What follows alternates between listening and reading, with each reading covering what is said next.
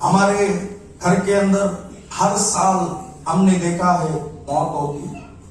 जब मैं छोटा था तो उस छोटे उम्र में शायद मैं 10 साल का रहा हूंगा, 10, 11, 12 साल, उतनी उम्र में हमारे चाचा जी की शादी करने का समय था। तब हमारे दादाजी ने बोला कि क्योंकि हम ऐसे सब एक दूसरों को देखते हैं, उनका ऐसा हुआ तो हम उससे भी हटकर बढ़कर कुछ करेंगे। तो हमारे दादाजी ऐसे सोच विचार के थे। हमारे घर के सामने वाले एक घर में एक शादी हुई थी, तो मेरे दादाजी ने बोला उन्होंने ऐसे किया था लेकिन उनसे भी बढ़कर हम करेंगे।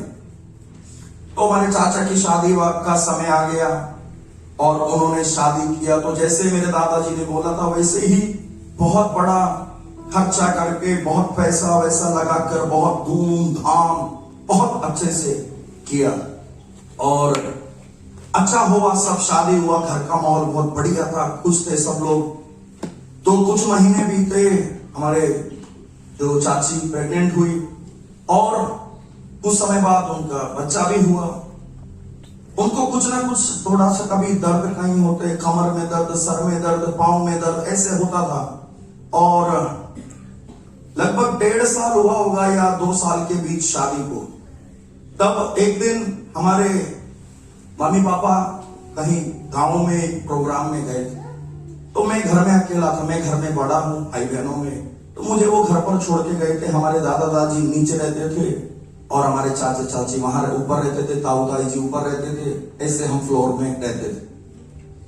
तो जब एक रात, उस रात को मेरी चाची ने मुझे बुलाया, मुझे बुलाकर बोला है मेरे को ना सर में बहुत दर्द हो रहा है, तो सर में आकर थोड़ा सा मालिश कर दो या दबा दो करके ऐसे बोला। मैंने चाची का सर दबाया और पांव दबाया और थोड़ा सा कमर में कुछ वो लगाया, मल्लम लगाया और ऐसे करके फिर रात हो गई, 10-11 बज गए थे। तो मैं अपने ऊपर जाकर के सो गया और हम सोने के बाद सुबह दिन निकला। दिन निकल कर नाश्ता वास्ता करके मैं कहीं चला गया। 8-9 बजे सुबह मेरे पास कोई आया, बोला जल्दी घर पर आओ, जल्दी घर पर आओ। और मैं जाकर देखा घर में सब लोग वहां पर रो रहे थे। सब लोग रो रहे हैं और चिल्ला रहे हैं, क्या हुआ क्या हुआ। घर में आकर देखा तो हमारी दादी, हमारी चाची वहां पर डेथ हो।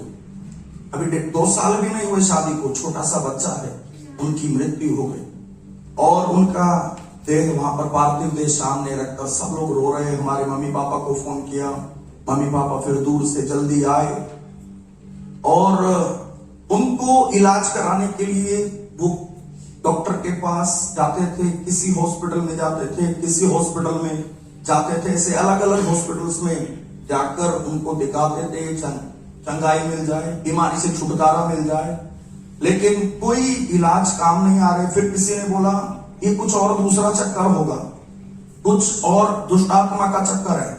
तो फिर उससे ठीक होने के लिए क्या करें, कहीं जाएं, किसी के पास जाएं, किसी के पास जाएं। तो जो मिलता है वो एक राय देते हैं और मरता क्या नहीं करता, बचने के लिए वो सब कुछ करता है। तो वही हमारे घर के लोग कर रहे थे। जो जैसे बोलता था जाते थे, किसी के पास जाते, किसी घर में जाते, किसी परिवार में जाते।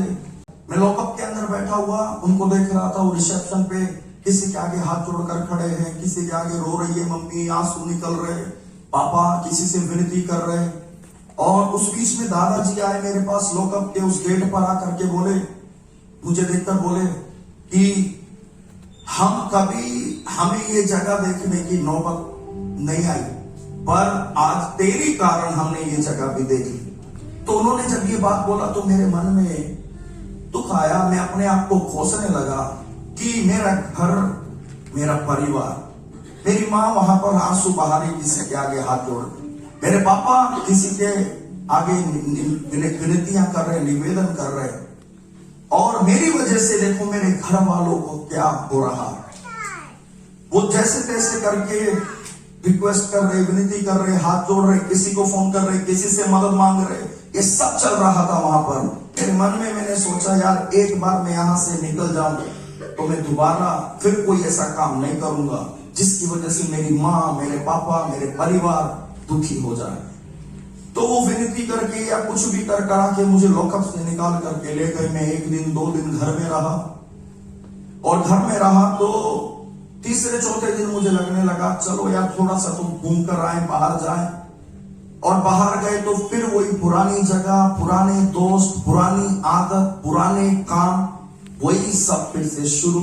लड़ाई झगड़ा, शराब, मार पिटाई, थाना, पुलिस, ये सब चीजों में मैं से बढ़ते चला गया, बढ़ते चला गया। अब रातों को मैं घर से बाहर रहता था। 3 दिन हो जाते थे, घर वाले ढूंढते थे कहां गया मेरा लड़का, कहां गया हमारा बेटा। तब कोई फोन कर कर बोलता था कि यहां पर पड़ा हुआ है शराब पीकर। तो पापा मम्मी ढूंढते ढूंढते आते थे, कहां पर, कहीं पर गंदा मैला कुचला पड़ा हुआ ऐसे पड़ा रहता था, नशेड़ियों के बीच में, नशेड़ी खुद। और वहां से वो उठाकर लेकर जाते थे मुझे। मुझे होश नहीं रहता था कि कब मुझे कौन यहां से उठाकर घर में लाया। जब होश आता था तो अरे कौन लेकर आया, पापा लाए, मम्मी लाए। ये जीवन हो गया। अब मेरे पापा घर से निकलते तो शर्मिंदगी, मेरी मम्मी घर से निकलती तो शर्मिंदगी। हमेशा यही बात, तुम्हारे लड़के ने आज ये कर दिया, तुम्हारा लड़का ने कल वो कर दिया। कभी कभी बहुत सारे भीड़ जो है हमारे घर पर आ जाते थे, हम हमारे कार्यों कामों की वजह से, कि आकर मुझे पकड़ने के लिए, मुझे लेने के लिए पुलिस आ जाती थी। ये सब आम बात हो गई हमारे घर पे। अब कलेश, आंसू, दुख, कष्ट, निंदा, ये सब हमारे घर में भरा है। हर दिन यही है। मेरे पापा मम्मी ये सब लोग शाम को रात को खाना साथ में बैठकर खाते थे। जब ये साथ में बैठते थे खाना खाने के लिए, तो ये जब रोटी का टुकड़ा तोड़ते हैं, तोड़ते ही इनका फोन बजता था। फोन उठाते हैं तो तुम्हारा लड़का अभी यहां पर ये कर दिया, झगड़ा कर दिया, लड़ाई कर दिया, मारपीट कर दिया, ये नुकसान कर दिया। वो रोटी का टुकड़ा इसे छोड़कर मेरे पापा मम्मी भागते थे। तो हमारे पापा चले गए, उनको ठीक करने के लिए कितना खर्चा होगा, कितना दान पुण्य होगा, कितना भेंट बलि होगा, वो सब करने के लिए कर दिया। लेकिन परिस्थितियां फिर वही की वही। और एक बार किसी ने बोला शनि ग्रह जो है भारी है, तो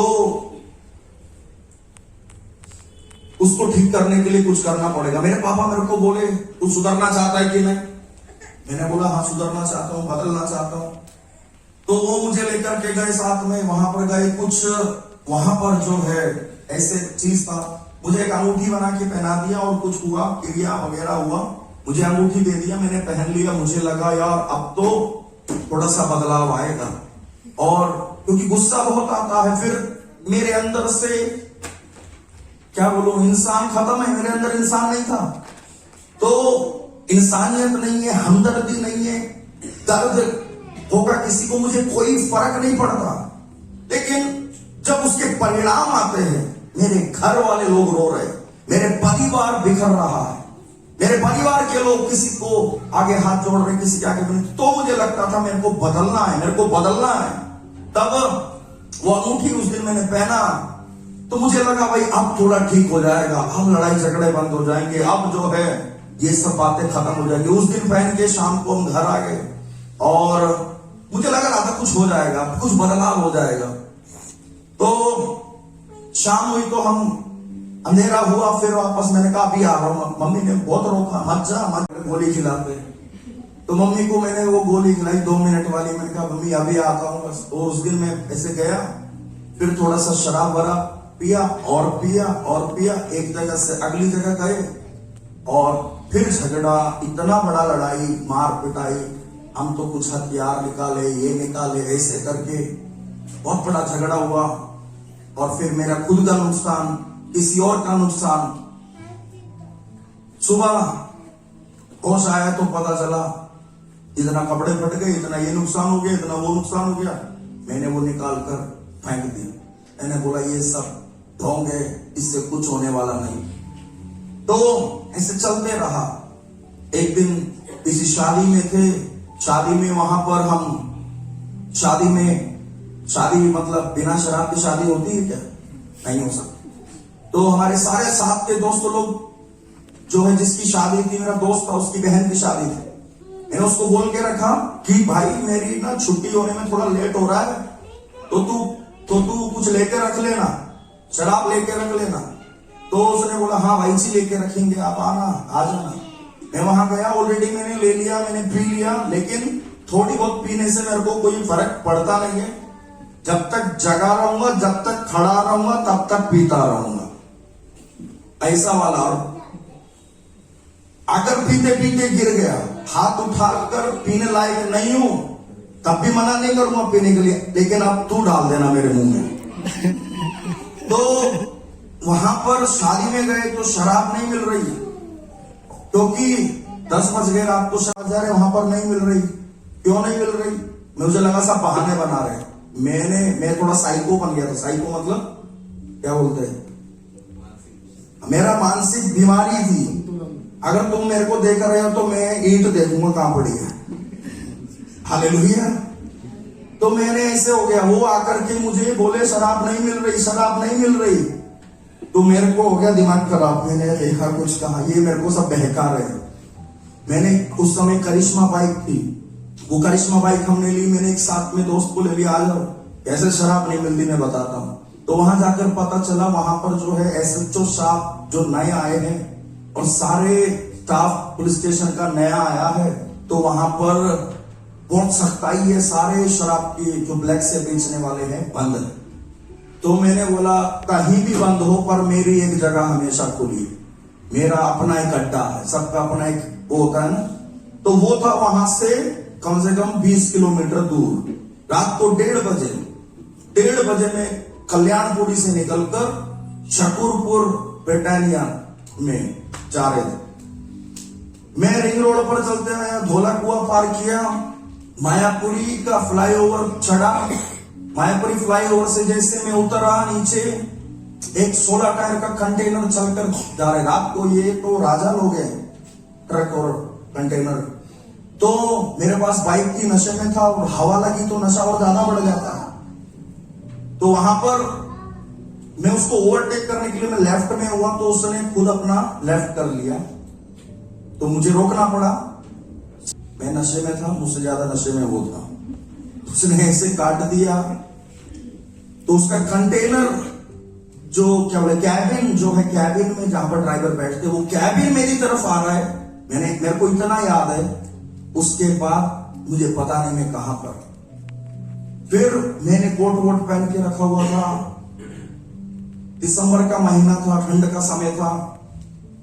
हरिनगर में एक हॉस्पिटल है, दीनदयाल उपाध्याय हॉस्पिटल। उस हॉस्पिटल के अंदर रात को स्ट्रेचर की, लोहे की स्ट्रेचर पर मेरे पैंट पूरा फटा हुआ, मेरे शर्ट कोट सब फटा हुआ, और मैं लेटा हुआ उसके ऊपर। ठंड लग रही, रात को 2, 2:30, 3 बजे के समय जो ठंड लग रही थी। मेरी आंख, ये दोनों आंख, एक डॉक्टर इधर एक डॉक्टर इधर, मैं इसे लेटा हुआ, दोनों तरफ डॉक्टर मेरी आंख में कुछ कर रहे थे। और ठंड लगते लगते कांपते कर ऐसे मैं उठा, मेरे को होश आया। मैंने देख रहा क्या हो रहा है। मेरे चारों तरफ भीड़ लगी हुई है, डॉक्टर इधर कुछ कर रहे। मेरा इतना भयंकर एक्सीडेंट हुआ वहां पर। मेरी दोनों आंखों के ऊपर की ये चीजें फट गए थे। मेरे मुंह के इधर अंदर मेरी ये उंगली का हिस्सा, मेरा ये हाथ, मेरे पांव सब इतना डैमेज हुआ, मेरे गर्दन। और मुझे मेरे पांव बांध कर, आपने फिल्मों में देखा होगा, ऐसे लटका देते ऊपर प्लास्टर बांध के, ऐसे लटका दिया। मेरी गर्दन में पट्टा लगाया हुआ है, मेरे हाथ में प्लास्टर बांध कर लटकाया हुआ है। मैं हिल नहीं सकता, मैं बोल नहीं सकता, मैं खा नहीं सकता। वहां पर मेरे घर वालों को पता चला, फिर रोते हुए। तो बड़े धीरे से शब्द में मैंने बोला, मम्मी अब बीबी नहीं मरा, बच गए। उसका मतलब मैं किस दिन मर जाऊंगा पता नहीं।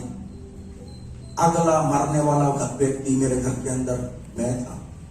और उस हॉस्पिटल में कुछ हड़ताल हो गई डॉक्टर की, तो 1 हफ्ता वहां रहा, लेकिन ट्रीटमेंट नहीं हो रहे। तो मम्मी पापा अभी भी मुझे इतना चाहते हैं, वो वहां से निकाल कर किसी प्राइवेट नर्सिंग होम में, हॉस्पिटल में मुझे एडमिट किया। वो अभी भी चाहते थे मेरा बेटा बदल जाए, मेरा बेटा सुधर जाए, मेरा बेटा अच्छा हो जाए। मेरे पापा मुझे इंजीनियर बनाना चाहते थे, लेकिन उनके सारे सपनों को तोड़कर, उनकी उम्मीदों को तोड़कर मैं अलग ही रास्ते पर निकल गया। और ऐसे चलते चलते मैं 18 साल की उम्र तक आ गया। 18 साल की उम्र में मैं तिहाड़ जेल में बंद, और मेरे चार्जशीट के अंदर 84 केस मेरे ऊपर लगे हुए थे। हमारा मकान बिक गया, मेरे पापा का ट्रेवल्स का काम था, 4 गाड़ियां थे, तब वो खत्म हो गया। मैं अब उस जगह में रह नहीं सकता था। मैं वहां पर जाता था, कोई लोग फोन कर कर बोलते थे यहां पर खड़ा है, पुलिस वालों को बोलते थे यहां पर खड़ा है, पुलिस वाले लोग आकर के मुझे लेकर जाते थे। मैंने कुछ किया नहीं है, कोई और किया है तो भी मुझे लेके जाते थे, क्योंकि उस इलाके में, उस क्षेत्र में मेरा ऐसा एक छवि बन गई। हम सर उठाकर नहीं जी सकते थे। सब कुछ खत्म हो जाने के बाद लोग, अपने करीबी लोग, अपने परिवार के लोग मेरे साथ, हमारे साथ बैठने में डरते थे। उनको लगता था कहीं इनके साथ हम भी ना आ जाए लपेटे में, कहीं इनके साथ हम भी ना फंस जाए, इनके साथ हमारा भी नाम ना आ जाए। लोग डरते थे। मेरी मम्मी जाकर फिर कभी किसी को रिक्वेस्ट करते थे, कुछ दिन के लिए हमारे लड़के को रख लो, कुछ दिन के लिए हमारे बच्चे को रख लो। इस प्रकार से कलेश, आंसू, दुख, कष्ट और बर्बादी हमारे जीवन में। वहां पर लिखा है वे कलेशित और भूखे फिरते रहेंगे। और इंसान की अवस्था, बहुत सारे लोग ऐसे फिर रहे हैं। कहां पर हमें छुटकारा मिलेगा, कहां पर हमें समाधान मिलेगा, कहां पर हमें शांति मिलेगी, कहां पर हम जाएं, क्या हम करें, क्या करने से ये परिस्थितियां बदलेंगी, क्या करने से हमारे ये कष्ट दूर होंगे। इस प्रकार इंसान लगा हुआ है। हम भी ऐसे दौड़ रहे थे। किसी ने बोला वहां चले जाओ, चले गए। किसी ने बोला वो कर दो, कर दिया। किसी ने बोला ये कर दो, कर दिया। आप समझ रहे क्या क्या करते लोग? सब कुछ करते हैं। हमने बहुत कुछ कर लिया। आखिरी में एक बार किसी ने बोला वो बाबा बहुत है, ये है, ऐसे है, ऐसा। हम लोग गए और एक समय तक 40 दिन, कुछ दिन वो उन्होंने कुछ हमें उपाय बता दिया। वो उपाय 40 दिन साबुन लगा के नहीं नहाना, तेल नहीं लगाना, तो कुछ भी खुशबू वाली चीज, सुगंध वाली चीज नहीं लगाना। और हमारे जीवन में सिर्फ दुख, कलेश, आंसू। तब ऐसी अवस्था में लिखा है वे फिरते रहेंगे, तब क्रोध में आकर अपने राजा और अपने परमेश्वर को शाप देंगे, अपना मुख ऊपर आकाश की ओर उठाएंगे। हम सब परिवार वाले लोग यही सोचते थे फिर, और इंसान यही कहते हैं जब इतना सब करने के बाद भी इतनी मुश्किलें, इतनी कठिनाइयां, इतनी समस्याएं हैं, तो वो कोसने लग जाते हैं। हमारे नसीब में ऐसे लिखा है, हमारी किस्मत में ऐसे लिखा है, हमारे भाग्य में ये लिख दिया है। हम कोसते थे अपने आप को, हम कोसते हमारे बनाने वाले को। उसने हमारे नसीब में ये लिखा है। अरे जो लिख दिया तो वो तो होना ही है ना, जो नसीब में है तो वो तो भुगतना ही है ना, जो भाग्य में है उसे तो हम बदल नहीं सकते। हम अपने आप को खोजते थे और हमारे बनाने वाले को हम खोजने लग जाते। इंसान ऐसे करते हैं, जब फिरते फिरते इधर उधर अलग अलग जगह में वो थक जाते हैं, टूट जाते हैं, निराश हो जाते हैं, फिर खोजते हैं अपने आप को। हमारे घर वाले लोग, हम सब ऐसे हो गए, कोस रहे थे क्या करें कि हमें इससे छुटकारा मिले। सब कुछ बर्बाद होने के बाद अब कोसते हैं अपने सृजनहार को, और उसके बाद लिखा है वे पृथ्वी की ओर दृष्टि करेंगे। एक हाईवे के ऊपर मेरा एक्सीडेंट हुआ। उस एक्सीडेंट में मैं फिर बिस्तर पर आ गया। ये सब मतलब मरने के इतना मैं करीब था मौत के, कई बार हुआ। मैं ऐसे जाने वाली साइड में जा रहे, एक टाटा 407 ने मुझे राइट साइड से उसको ओवरटेक कर रहे, उसने ऐसे मारा, मैं बीच में 3 फुट का डिवाइडर जंप करके उधर, मैं और मेरी बाइक दोनों गिरे। और वो हाईवे था, तो वहां से मेरे इधर से गाड़ियां निकल कर जा रहे हैं, इधर से गाड़ियां निकल कर जा रहे हैं। मैं हाथ उठाने की कोशिश कर रहा, मैं हाथ नहीं उठा पा रहा, मैं हिल नहीं पा रहा, इतना मैं चोटिल हो गया था। तब किसी ने पीसीआर को बुलाया, एम्बुलेंस को बुलाया, लोग इकट्ठे होने लगे। रात को 12:30 बजे के आसपास मुझे उठाकर मंगोलपुरी में संजय गांधी हॉस्पिटल में एडमिट किया और फिर मेरे घर वालों को बताया। अब मुझे फिर से ले जाकर ट्रीटमेंट के बाद घर पर रख दिया। किसी के पास हम जाते थे इस आशा से, इस उम्मीद से कि कोई हमें बचाए, कि कोई हमें साथ दे, कि कोई हमें ये बोले कम से कम कि ठीक हो जाएगा। कोई नहीं था हमारे साथ। इस इंतजार में थे कि अब मर जाएगा, अब मर जाएगा। मेरे पापा घर छोड़कर जाना चाहते थे, लेकिन इन सब परिस्थितियों में जब हमें लग रहा था अब कुछ नहीं बचा, मेरे साथ है आप लोग, लग रहा था अब कुछ नहीं हो सकता, अब मृत्यु ही उपाय है, अब मर जाना ही बेहतर है, तो मेरे प्रियो उस सब परिस्थितियों में कोई भाई आया हमारे घर में, मेरी मम्मी का भाई, मेरे मामा के बेटे, वो आकर के बोले यीशु मसीह आपको प्यार करता है, यीशु मसीह आपको प्यार करता है। बोला ना यीशु मसीह बचा सकता है, ये है वो है, बहुत बातें बोल दिया। हमने बोला तुम्हारा धर्म बदलने के लिए आए, यीशु मसीह दूसरे धर्म का है, हमें मालूम नहीं है क्या, हम अलग धर्म वाले लोग हैं, तुम आकर हमें यीशु मसीह के बारे में पाठ पढ़ा रहे। हमने उनको उल्टा सीधा अपशब्द बोला, अपमान किया, उन्हें घर से भगा दिया। लेकिन जो मैंने बोला कि जो मेरा दूसरा एक्सीडेंट हुआ था, इस एक्सीडेंट की खबर उन्हें फिर मिली। जब इन्हें इसकी खबर मिली तो वो फिर से आए हमारे घर पर। मेरे पापा घर छोड़कर चले गए थे और वो आकर के मामा जी हमें बोले आज भी यीशु मसीह आपसे प्यार करता है, एक समय तुम कहां थे, तुम्हारे पास क्या नहीं था और आज तुम कहां पर हो। ऐसे उन्होंने जब बोला तो मम्मी पापा, पापा तो नहीं है, मम्मी और ये सब भाई और मैं, हम बोले एक बार तो जाकर देखते हैं इनके बोलने से, क्योंकि अब एक आखिरी उम्मीद हमारे पापा हमारे साथ ही नहीं है, तो हम क्या करें, कहां जाएं। आराधना हो रहे थे, प्रार्थना हो रहे थे, जैसे अभी आप सब लोग कर रहे थे। तो हम पहली बार वहां पर गए थे, हम कोने में कहीं खड़े हो गए, कुछ लोग चिल्ला रहे थे हालेलुया, कुछ लोग गा रहे थे, नाच रहे थे। हमें लगा ये क्या हो रहा है यहाँ पर, हमें कुछ समझ नहीं आया। अभी भी कोई तो है जो हमारी सुनेगा, अभी भी कोई तो है जो हमारे साथ देगा। हमारे पापा से हमने बताया पापा ऐसे ऐसे, कल हम एक जगह में गए थे, अच्छी जगह है वो, अच्छे लोग हैं, कुछ है वहां पर, एक बार पापा आप भी चलो। शुक्रवार को ये सब बातें हुआ, शनिवार का दिन बीत गया, रविवार को हमने पापा को मना लिया, हम सब लोग तैयार हुए और हम गए रविवार आराधना में। रविवार आराधना में हम जब गए, सब लोग वहां पर आराधना कर रहे थे। आपका माहौल पहले से भी थोड़ा ज्यादा अच्छा लग रहा था, लोग आनंद मना रहे, लोग नाच रहे, लोग कूद रहे, लेकिन हमारे तो विलाप और शोक और कलेश और दुख था। तो ये सब समाप्त हो गया आराधना। कोई आकर के, ये भाई आकर के हमें बताने लगे आप पहली बार आए, हाँ जी पहली बार आए, तो वो अपनी गवाही बताने लगे कि ऐसे था और यहाँ आए, प्रभु यीशु पर विश्वास किया, ठीक हो गया।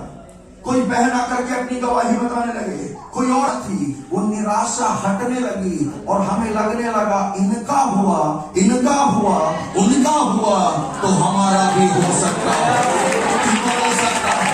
हो गया। 8वां अध्याय उन शब्दों के साथ, घोर अंधकार में वे ढकेल दिए जाएंगे, ऐसे बोलकर वो अध्याय शुरू खत्म हो गया। हमें लग रहा था अब हमारा जीवन खत्म, बहुत कुछ ऑलरेडी खत्म हो गया था, आसे चल रही थी, अब ये भी खत्म हो जाएगा। 8वां अध्याय खत्म हो गया, लेकिन अगला अध्याय 9 अध्याय वहां पर जब शुरू होता है, 9वें अध्याय की हेडलाइन को जब हम पढ़ते हैं, वहां पर लिखा है शांति का राजा। जैसा बोलिए शांति का राजा, बोलिए शांति का राजा। तो मेरे को डर आया, अरे मम्मी पापा नहीं आ रहे, वकील साहब नहीं आ रहे, आज कहीं कुछ गवाह आ जाए, गवाही हो जाए, कुछ हो जाए, वापस जो है मजिस्ट्रेट कुछ ऐसा फैसला दे दे, मैं दोबारा जेल में जाना नहीं चाहता। तब मेरे सुबह घर में से निकलने के समय मैंने बोला प्रभु यीशु मसीह, चर्च में वो पास्टर जी हमेशा बोलते हैं तेरी दूध पिलाने वाली मां तुम्हें छोड़ देगी, पर मैं तुम्हें नहीं छोड़ूंगा। यीशु मसीह आप मेरे साथ चलना। ये बोल करके मैं घर से निकल गया, कोर्ट पहुंच गया। कोर्ट में जब मैं पहुंच गया तो कोर्ट पर जाकर मेरा नाम आ गया, मेरे नंबर बुलाया, मैं अंदर आया तो ऐसे ऊंचाई पर वो जज साहब बैठे, ऐसे सब बैठक लगी हुई है वहां पर। मैं आके ऐसे उनके सामने खड़ा हो गया, डरते डरते खड़ा हो गया। जज साहब मेरे को देखकर पूछते हैं आपके घर से कौन आया है आपके साथ? तो मैं डरते डरते बोला साहब आज कोई नहीं आया। मेरे मन में मैंने बोला यीशु मसीह आप मेरे साथ हैं। और अगली बात जज साहब ने फिर से पूछा आपके वकील साहब कहां पर है? तो मैंने उनको देखकर फिर से वैसे डर से बोला, मैंने बोला साहब वकील साहब भी नहीं आ पाए क्योंकि उनको सुप्रीम कोर्ट में जाना था। फिर मेरे मन में मैंने बोला यीशु मसीह आप मेरे साथ हैं। जज साहब कुछ लिखने लगे, लिखते लिखते बोले अब तुम्हें दोबारा इधर आने की जरूरत नहीं।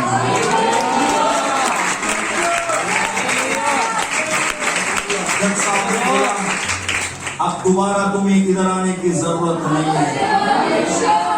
उसका जो काम वकील नहीं कर सकते, जो काम बड़े बड़े विद्वान नहीं कर सकते, वो जो काम माँ बाप भी अपने बच्चों के लिए नहीं कर सकते, आमीन, वो परमेश्वर अपने लोगों के लिए करता है।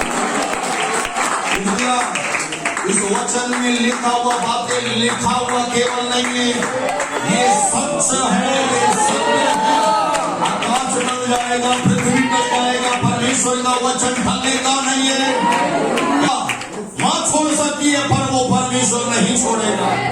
जन्म देने वाली दूध पिलाने वाली मां भी छोड़ सकती है, लेकिन वो जिसने हमें बनाया है वो हमें कष्ट में, कलेश में, दुखों में, आंसुओं में